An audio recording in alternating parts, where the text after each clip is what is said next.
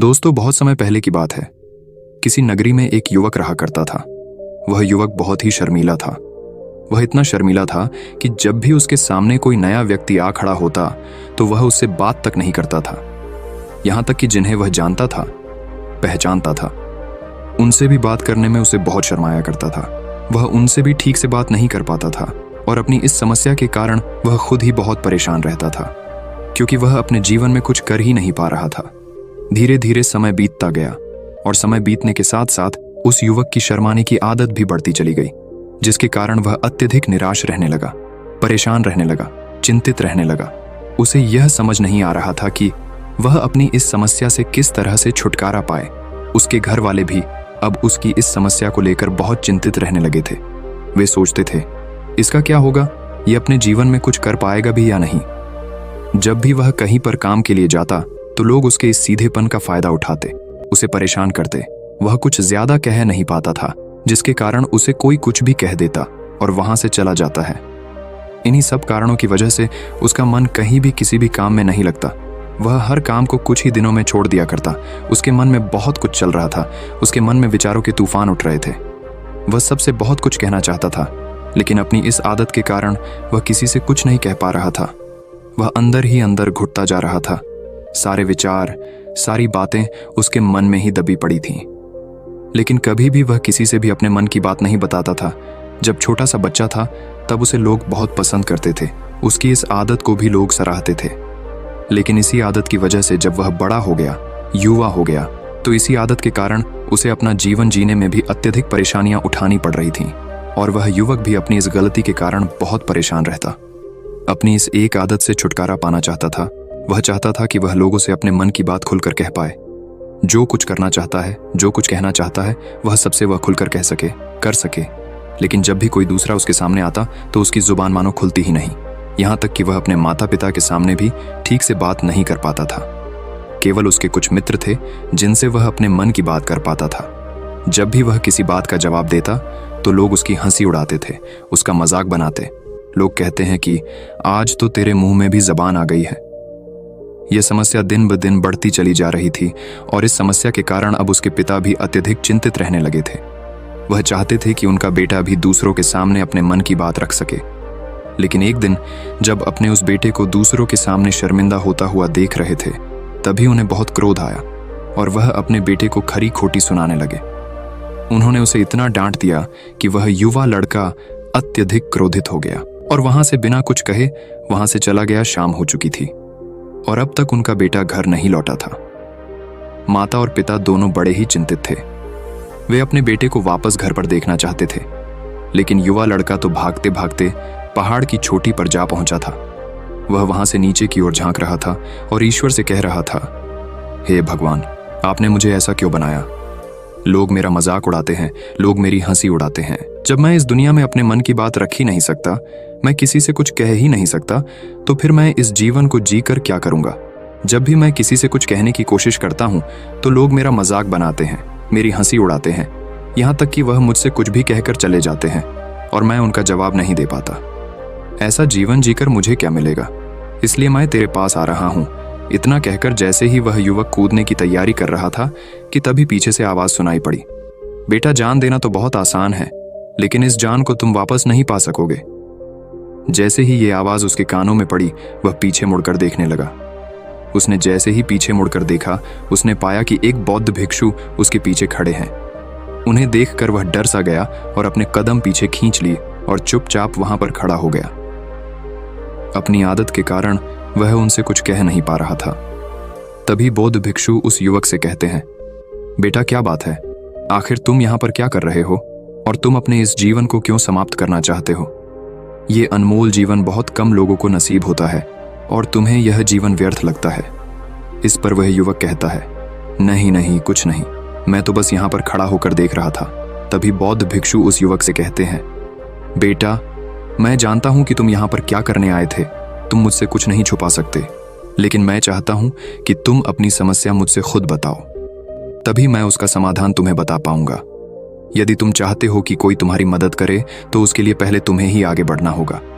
यदि तुम चाहते हो कि मैं तुम्हारी समस्या का समाधान करूं तो तुम्हें मुझे अपनी समस्या बतानी होगी, वरना मैं कुछ नहीं कर सकूंगा। उन बौद्ध भिक्षु की यह बात सुनकर वह युवक कहता है, नहीं नहीं, मैं ठीक हूँ, मैं सच कह रहा हूँ। उस युवक की यह बात सुनकर बौद्ध भिक्षु उस युवक से कहते हैं, ठीक है बेटा, यदि तुम नहीं चाहते कि मैं तुम्हारी मदद करूं तो कोई बात नहीं, मैं तुम्हारी बात पर विश्वास कर लेता हूं। लेकिन तुम्हें भी मेरी एक बात पर विश्वास करना चाहिए कि मैं तुम्हारी मदद के लिए ही यहाँ पर आया हूँ। तुम चाहो तो तुम अपनी समस्या मुझे बता सकते हो और मैं तुम्हारी इस समस्या का समाधान भी अवश्य करूंगा। इसका जवाब देते हुए युवक उन बौद्ध भिक्षु से कहता है, नहीं नहीं, मैं ठीक हूँ, आप जाइए। इस पर वह बौद्ध भिक्षु उस युवक से कहते हैं, ठीक है बेटा, यदि तुम चाहते हो कि मैं यहाँ से चला जाऊं तो मैं यहाँ से चला जाता हूँ, लेकिन मेरी एक बात याद रखना, मेरे जाने के बाद मैं तुम्हारी कोई मदद नहीं कर पाऊंगा और हो सकता है कि तुम्हारी मदद के लिए कोई और आगे भी ना आए। इतना कहकर बौद्ध भिक्षु पीछे की ओर मुड़े और अपने मार्ग में आगे बढ़ने लगे। वो युवक वहीं पर खड़ा होकर ये सब देख रहा था। जैसे ही वह कुछ दूर पहुंचे तभी उस युवक ने जोर से आवाज लगाई, गुरुदेव, मेरी समस्या बहुत बड़ी है, क्या आप उसका समाधान कर सकेंगे? क्या आप मुझे उसका समाधान दे सकेंगे? यह सुनकर बौद्ध भिक्षु वहीं पर खड़े हो गए और पीछे मुड़कर उन्होंने उस युवक की बात का जवाब देते हुए कहा, बेटा, इस दुनिया में कोई भी ऐसी समस्या नहीं है जिसका कोई समाधान ना हो। यदि तुम मुझे अपनी समस्या बताओगे तो मैं उसका समाधान अवश्य करूंगा। तभी वह युवक उन बौद्ध भिक्षु से अपनी समस्या बताते हुए कहता है, गुरुवर, मेरी एक बहुत बड़ी समस्या है कि मैं शर्मीला हूं, जिसके कारण मैं किसी से कोई बात नहीं कर पाता। यहां तक कि मैं अपने मन की बात भी किसी को नहीं बता पाता। जब भी मैं किसी से बात करने की कोशिश करता हूं तो लोग मेरा मजाक उड़ाते हैं, मेरी हंसी उड़ाते हैं। जब भी मुझे कोई खरी खोटी सुनाता है, उलटी सीधी बातें करता है, तो मैं उनका जवाब नहीं दे पाता। मैं लोगों की तरह चालाक बनना चाहता हूँ, लोगों की तरह बातों का जवाब देना चाहता हूँ, अपने मन की बात करना चाहता हूँ। मैं इस दुनिया के साथ कदम से कदम मिलाकर आगे बढ़ना चाहता हूँ। क्या इसका कोई समाधान है? उन बौद्ध भिक्षु ने उस युवक की सारी बातें ध्यानपूर्वक सुनी और फिर जवाब देते हुए कहते हैं, बेटा, जरूरत से ज्यादा शर्मीला होना, इसका अर्थ यह है कि तुम्हारे अंदर कोई डर है जिसे तुम पहचान नहीं पा रहे हो, जिसका कारण उसका समाधान करने में भी असमर्थ है। शर्म करना अलग बात है और डरना अलग। जब हमारे भीतर डर होता है तब हम कहीं भी किसी से भी कोई भी बात नहीं कर सकते। हमें चारों तरफ केवल डर ही नजर आता है और हम हर जगह से डरते ही रहते हैं। लेकिन इसे शर्माना नहीं कहते। शर्म तो बस एक हद तक तुम्हें चुप रख सकता है। फिर वह बौद्ध भिक्षु उस युवक से कहते हैं, बेटा, तुम सबसे अधिक किससे शर्माते हो? युवक इसका जवाब देते हुए कहता है, गुरुवर, मुझे अपने पिता से बात करने में बहुत शर्म आती है, मैं उनके सामने कुछ बोल ही नहीं पाता। तभी वह बौद्ध भिक्षु उस युवक से कहते हैं, अच्छा, तो ये बताओ, जब तुम अपने पिता से बात कर रहे होते हो या फिर बात करने का प्रयास करते हो तो तुम्हारे मन में कैसे ख्याल आते हैं? युवक इसका जवाब देते हुए कहता है, गुरुवर, जब भी मैं अपने पिता से बात करने का प्रयास करता हूँ तो मुझे ऐसा लगता है कि मानो मेरे पिता अभी मुझे डांट देंगे, मुझ पर क्रोध करेंगे, मुझसे नाराज हो जाएंगे और कहीं ना कहीं मुझे ये भी लगता है कि मैं कुछ गलत बात ही करूंगा। यहाँ तक कि मेरे मन में ऐसे भी ख्याल आते हैं कि शायद मेरे पिता मुझसे प्यार ही नहीं करते। परंतु गुरुवर, आप कहते हैं कि शर्म अलग है और डरना अलग बात है, तो क्या कोई ऐसा उपाय है जिससे मुझे डर ही ना हो? क्या कोई ऐसा रास्ता है जिससे मेरे अंदर का ये डर पूरी तरह से समाप्त हो जाए? कृपा करके मुझे इस समस्या का समाधान बताइए। मुझे अपने इस डर से बाहर निकलना है। मुझे लोगों की तरह अपने इस जीवन को खुलकर जीना है। उस युवक की यह सारी बातें सुनकर बौद्ध भिक्षु उस युवक से कहते हैं, जाओ और अपने पिता से कहो कि मुझे कुछ काम करना है और उसके लिए मुझे आपसे कुछ धन चाहिए। यदि तुम उनसे धन मांगने में कामयाब हो गए तो मैं तुम्हें तुम्हारी समस्या का समाधान अवश्य बताऊंगा। वह युवक काफी घबरा गया। उसने उन गुरुवर से कहा, हे गुरुवर, मुझे यह कार्य न दीजिए, मैं उनसे कुछ नहीं कह पाता। उनके सामने तो मेरी बोलती तक बंद हो जाती है। मैं उनसे धन भला कैसे मांगूंगा? ये बात सुनकर बौद्ध भिक्षु उस युवक से कहते हैं, तब तो तुम्हारी समस्या का कोई भी समाधान नहीं है और ना ही तुम कभी भी अपने जीवन को खुलकर जी पाओगे। ये बात सुनकर युवक उन भिक्षुओं से कहता है, गुरुवर्ग, ऐसा ना कहे, कृपा करके मुझे कोई और कार्य बताइए, कोई ऐसा कार्य जिससे मेरे अंदर का डर पूरी तरह से समाप्त हो जाए। कोई ऐसा समाधान बताइए। इसका जवाब देते हुए वह बौद्ध भिक्षु उस युवक से कहते हैं, बेटा, यदि तुम्हें अपने अंदर के डर को समाप्त करना है तो पहले तुम्हें मेरा यह कार्य करना होगा जो मैंने तुम्हें कहा है। वह युवक घबराकर काफी देर सोच विचार करने के बाद पुन गुरुवर से कहता है, ठीक है, यदि आप चाहते हैं कि मैं इस कार्य को करूं तो मैं इसे करने का पूरा प्रयास करूंगा। इतना कहकर वह युवक अपने घर लौट जाता है। उसे देखकर उसके माता पिता बहुत खुश हो जाते हैं और वह युवक अपने पिता से डरते डरते कहता है, पिताजी, मुझे आपसे कुछ बात कहनी है। इस पर उसके पिता कहते हैं, बोलो क्या बात है। युवक आगे कहता है, पिताजी, मैं कुछ काम करना चाहता हूं और उसके लिए मुझे आपसे कुछ धन चाहिए। क्या आप मुझे कुछ धन दे सकते हैं? इतना सुनकर उस युवक के पिता ने उसकी ओर ध्यान से देखा। काफी देर देखने के बाद वह खुशी से झूम उठे और तुरंत ही उन्होंने कुछ धन अपने पुत्र के हाथों पर रख दिया और कहने लगे, बेटा, इतना धन काफी है कि तुम्हें और चाहिए। इसके जवाब में वह युवक अपने पिता से कहता है, नहीं नहीं पिताजी, इतना काफी है, मैं इतने से काम चला लूंगा। वह युवक को उस धन को लेकर तुरंत दौड़ा दौड़ा उन बौद्ध भिक्षु के पास लौटा और जो धन उसने अपने हाथों में ले रखा था उसे दिखाते हुए वह कहता है, गुरुवर, जैसा आपने कहा था मैं धन लेकर आपके पास आ चुका हूं। मैंने अपने पिता से धन मांग लिया है। अब मुझे आप मेरी समस्या का समाधान बताओ। तभी बौद्ध भिक्षु उस युवक से कहते हैं, अरे इतनी जल्दी क्या है, अभी तो तुम्हें मेरे लिए एक और काम करना है, तभी मैं तुम्हें तुम्हारी समस्या का समाधान अवश्य बताऊंगा।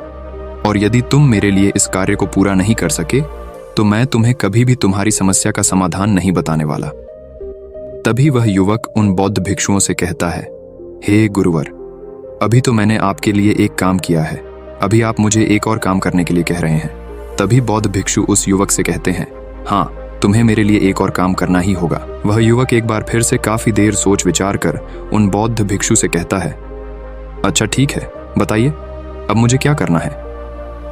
इसके जवाब में बौद्ध भिक्षु उस युवक से कहते हैं, जाओ और यह धन जो तुमने अपने पिता से मांग कर लाया है, इस धन को वापस अपने पिता को लौटा दो और साथ साथ ये भी कहना कि पिताजी, मैं अभी काम नहीं करना चाहता हूं, लेकिन जब समय आएगा तो मैं आपसे यह धन वापस ले लूंगा और उससे अपना काम पूरा करूंगा। यह बात सुनकर युवक एक बार फिर से ऊपर से नीचे तक पूरी तरह से कांप गया और कहने लगा, गुरुवर, आप मुझे कोई और काम सौंप दीजिए, मैं उसे जरूर करूंगा।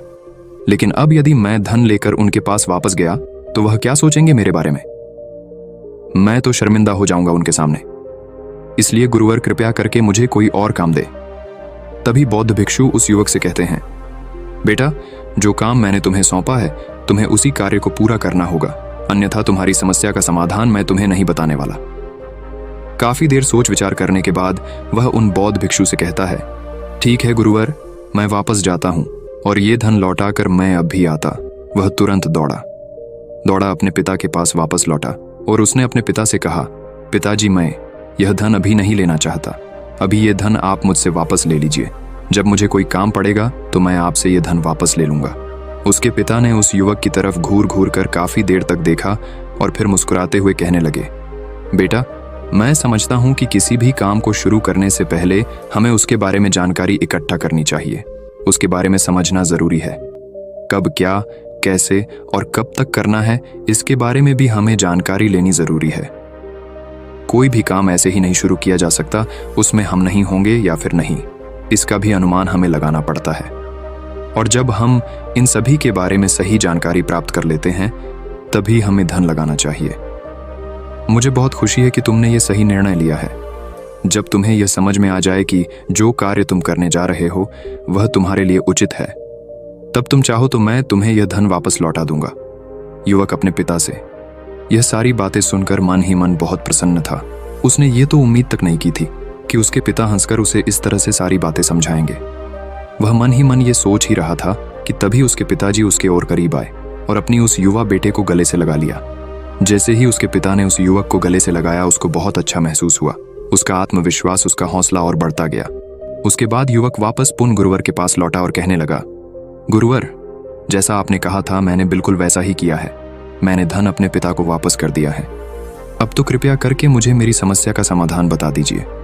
तभी बौद्ध भिक्षु उस युवक की तरफ देखकर मुस्कुराते हैं और इस युवक से कहते हैं, बेटा, इतनी जल्दी क्या है, अभी तो तुम्हें मेरे लिए एक और काम करना ही पड़ेगा।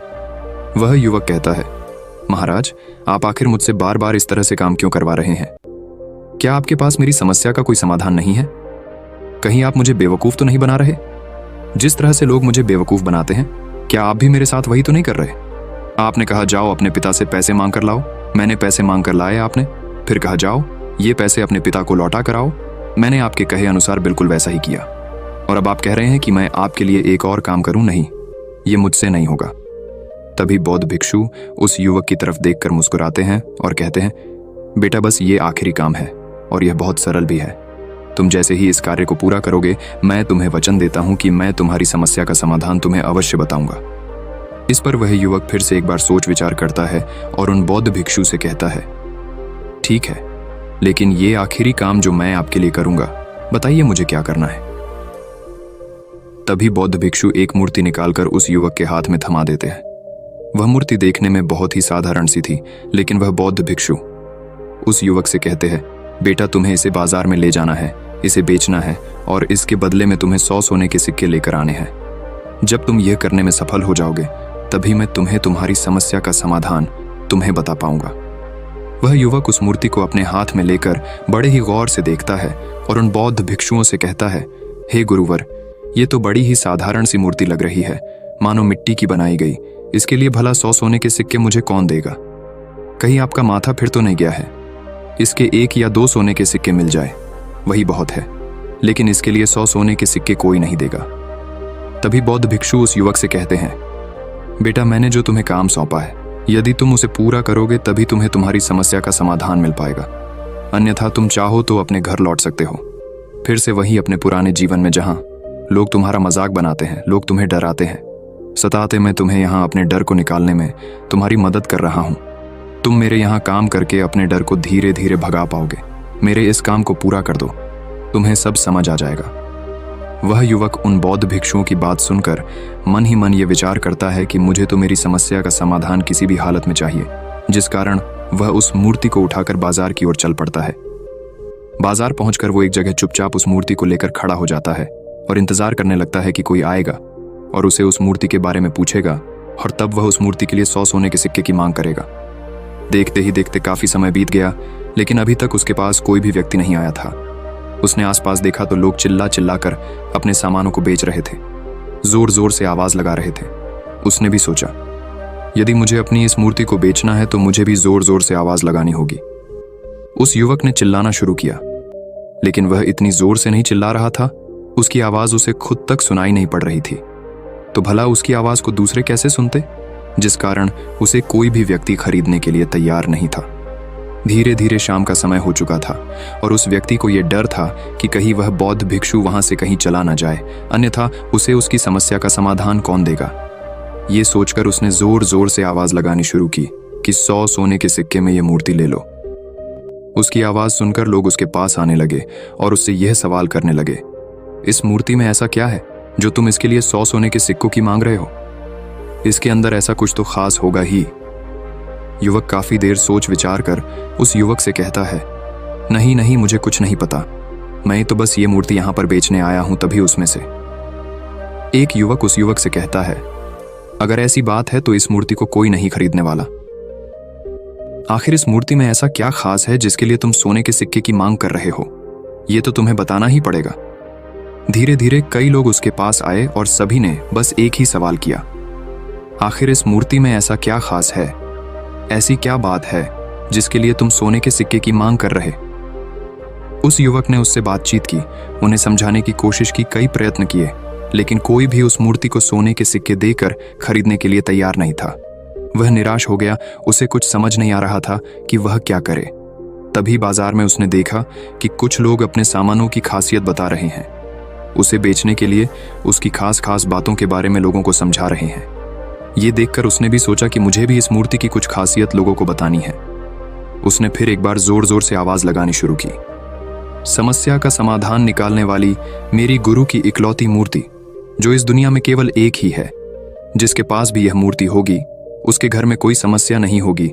यह मूर्ति उस समस्या का समाधान तुम्हें अवश्य बताएगी। ये सुनकर लोग उसके पास पहुंचने लगे और उसे ये सवाल करने लगे, क्या सच में यह मूर्ति जिसके पास होगी उसके पास कोई समस्या नहीं होगी? क्या सच में यह सभी समस्याओं का समाधान करती है?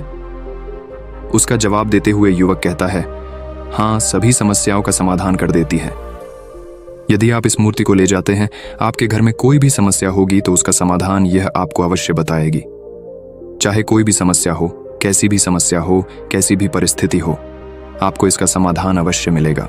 इतना सुनने के बाद अब वही एक मूर्ति सबको चाहिए थी, उस मूर्ति के दाम लगाने लगे। कोई उसे 200 सोने के सिक्के, तो कोई 400, कोई 6, 7, तो कोई 1000 सोने के सिक्के देने के लिए तैयार था। उस मूर्ति की कीमत लगातार बढ़ती जा रही थी। जैसे जैसे लोगों को पता चलता जा रहा था कि ये मूर्ति लोगों की समस्या का समाधान करती है, लोग उसे किसी भी कीमत पर खरीदने के लिए तैयार हो गए थे। अब वह युवक भी आत्मविश्वास के साथ और जोर से चिल्ला रहा था, लोगों को उस मूर्ति के बारे में समझा रहा था, बता रहा था। अब उसके मन में कोई डर नहीं था। वह लोगों को उस मूर्ति के बारे में पूरे आत्मविश्वास के साथ बिना घबराए उस मूर्ति की खासियत बताने में लगा हुआ था, जिसके कारण लोग उस पर भरोसा कर रहे थे और वह भरोसा लोगों की नजरों में नजर भी आ रहा था।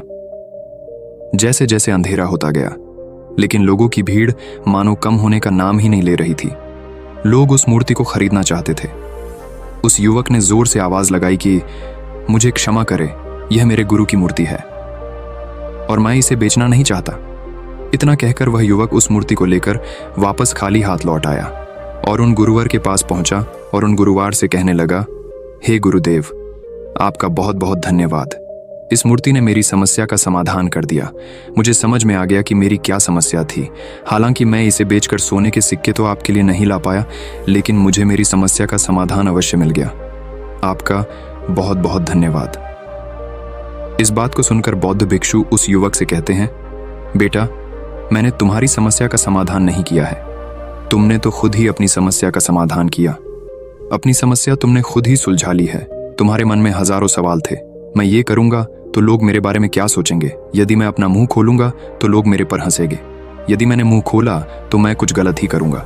ऐसे कई सारे विचार तुम्हारे मन में थे, ऐसे कई सारे डर तुमने अपने मन में पाल रखे थे। लेकिन जब इस मूर्ति के बेचने के दौरान तुमने उन हजारों लोगों का सामना किया, उनके सामने खुलकर अपनी बात रखी, उनके सामने खुलकर वह कहा जो तुम्हें कहना था, तो तुम्हारे मन का डर खुद समाप्त हो गया। जिसे तुम शर्मा ना कहते थे, वो अपने आप ही तुम्हारे भीतर से कहीं गायब हो गया। युवक अपने गुरु की यह बात सुनकर अपने गुरुवार से कहता है, गुरुवर, आप सही कहते हैं। आपने आज मेरे मन में वो विश्वास जगा दिया है जिसे मैं अब अपने जीवन में कुछ भी हासिल कर सकता हूं। आपका बहुत बहुत धन्यवाद। डर को धीरे धीरे खत्म करने से ना ही आपको शर्म आएगी और ना ही डर लगेगा, और जब आपके भीतर का डर हमेशा के लिए समाप्त हो जाएगा तो आप अपने जीवन में जो भी कुछ करना चाहते हैं, जो भी कुछ पाना चाहते हैं, उसका रास्ता आपके लिए पूरी तरह से साफ हो जाएगा और आप अपने मार्ग पर तेजी से आगे की ओर बढ़ने में सक्षम भी हो जाएंगे।